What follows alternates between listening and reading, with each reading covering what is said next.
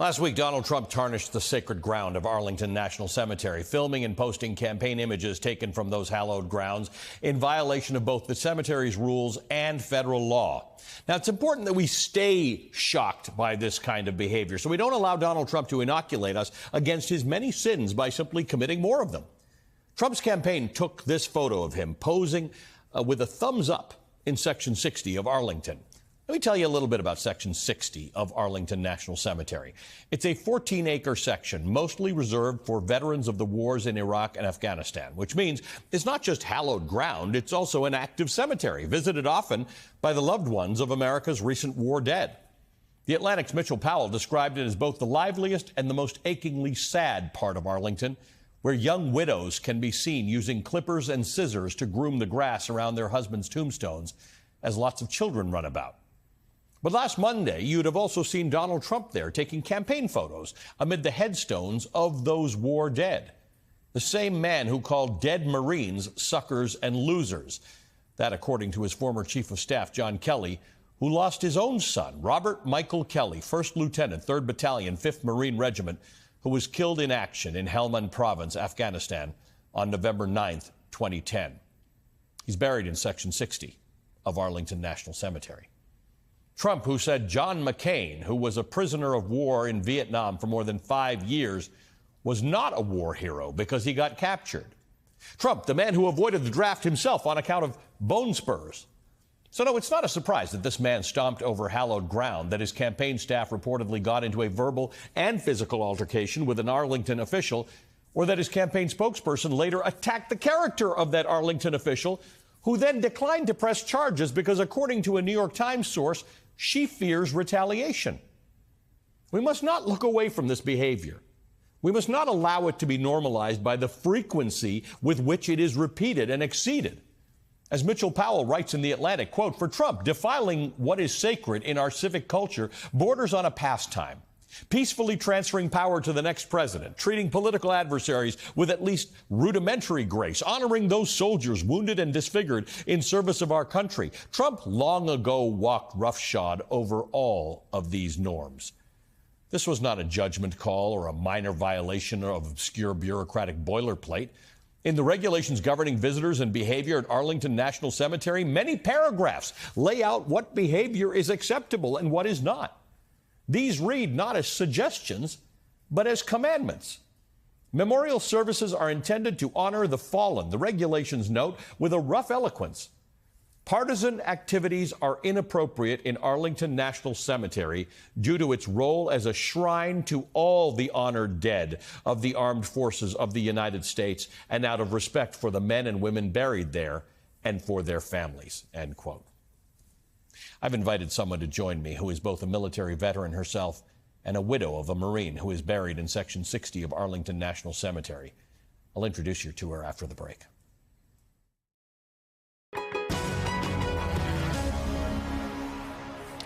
On the morning of December 6th, 2010, 22-year-old Kate Wyatt had just begun her day when her doorbell rang. On the other side stood 2 Marines. That only ever means one thing. She was about to receive the worst news a spouse could ever hear. Her husband, this man, Marine Corporal Derek Wyatt, had been killed in action in Afghanistan. Kate, a retired Marine herself, was weeks away from giving birth to their son, Michael. On the very same day she learned of her husband's passing, Kate told her doctor she wanted to be induced so she would be able to attend her husband's funeral at Arlington National Cemetery. The very next day, Michael Wyatt was born, 2 weeks early. On January 7th, 2011, both Kate and baby Michael buried their beloved husband and father at Arlington National Cemetery. Kate Wyatt joins me now. Kate, thank you for being with us. This is thank you so much for having me. This is 13 years ago, and it's still that never goes away. I do want to start by introducing our viewers to your husband, to Derek. Tell us about Derek. Absolutely. I talk about him as much as possible. Derek was just such a wonderful person. He lit up every room. He had such a huge personality that many people say that within knowing him for a few minutes, they felt like they knew him for his whole life because he just made you feel so heard and loved and he had such a vibrancy to his life that he was really difficult to not notice. You're a Marine. When you're the spouse of a Marine and the Marines come to your door, it never means anything else. What was that like for you? Well, unfortunately, I had just gotten out of the Marines myself because I had wanted to go in as an officer. And Derek had already re-enlisted, and he had said that once he had gotten back from this deployment, which should have rounded out his second contract, that he wanted to get out and help take care of Michael so that I could go to school. And so I gave up my career, and in a lot of ways, I gave up the life that we dreamed of together. And I had just picked up my mom the day before, and we had stayed up really late talking about birth plans because it should have been about a week or two away. And I woke up that morning to the knock at the door. And when I looked through the peephole, I called out for my mom, and I knew exactly what had happened. And I let the gentleman in, and we cried, and I took a deep breath, and I said, what are we going to do now? Because I am 9 months pregnant, and we're expecting our first son, and I don't know what to do. And luckily, through leadership and family and friends, I've made it to today, where I am a graduate student and a mother of the most wonderful 13-year-old boy. And what has gotten me through that a lot is the camaraderie of the Marine Corps. I joined to serve my country. I joined to make a difference, and so did Derek. And so to hear that the one place that we all service members across the board respect and revere has been desecrated, not just by Donald Trump yet again, because this is the second time, almost 4 years to the day, that I spoke out about the first time Donald Trump did this. And now that he has a Marine corporal as his vice president, I'm asking for accountability. No, I take that back. I am demanding accountability from Corporal Vance on how this egregious trespassing on sacred ground how it could be worth your integrity to work for a man like that. It's just very un-Marine-like. So I demand answers from him and from the Marines that follow him. I haven't served a day in my life. I can't imagine the bravery that it takes and the dangers and the things that you have to think about.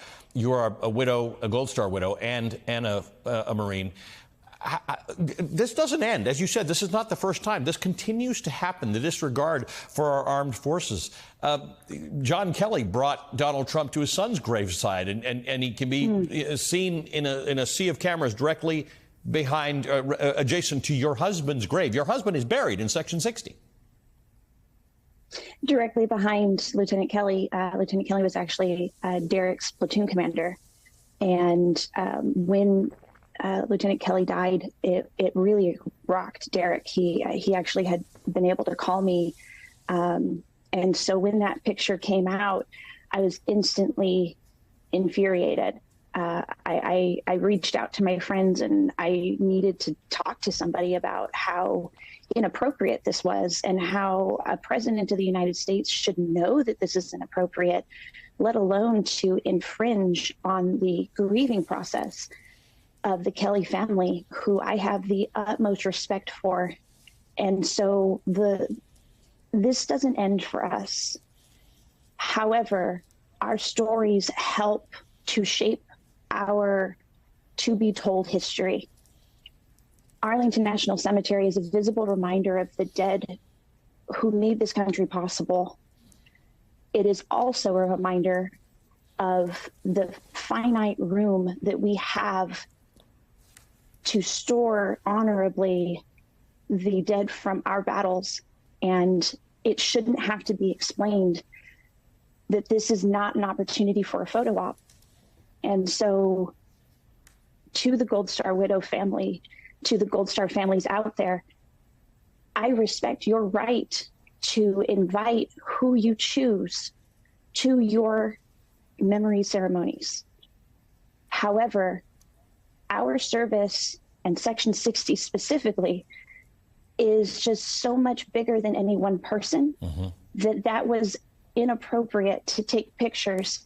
And when you are still young or new to this widowhood of the military, it's important that you understand why we have the rules we have, which was what that staff member was trying to enforce. And in my eyes, protect my husband and his honor and his memory.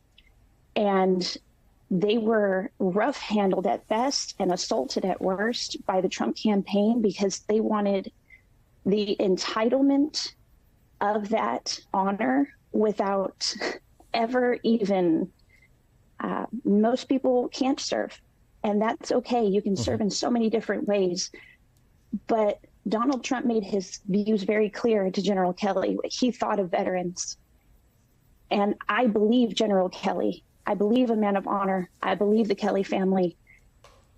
Donald Trump is not only a felon, but a known liar and a con artist. And I beg the American people to not focus on the bipartisan issue, but rather the moral character of each candidate, so that those of us who are Gold Star widows can continue living our lives with respect and dignity, and without worrying that when I die and my son gets to visit Derek and I in the same place, that he won't have to deal with this, so that we can just kind of clear it up, you know? Kate Wyatt, thank you for your service to the country. Thank you for keeping the service and ultimate sacrifice of Derek alive and in our memory. Kate Wyatt is a Gold Star widow, a Marine, whose husband is buried at Arlington National Cemetery. We'll be right back.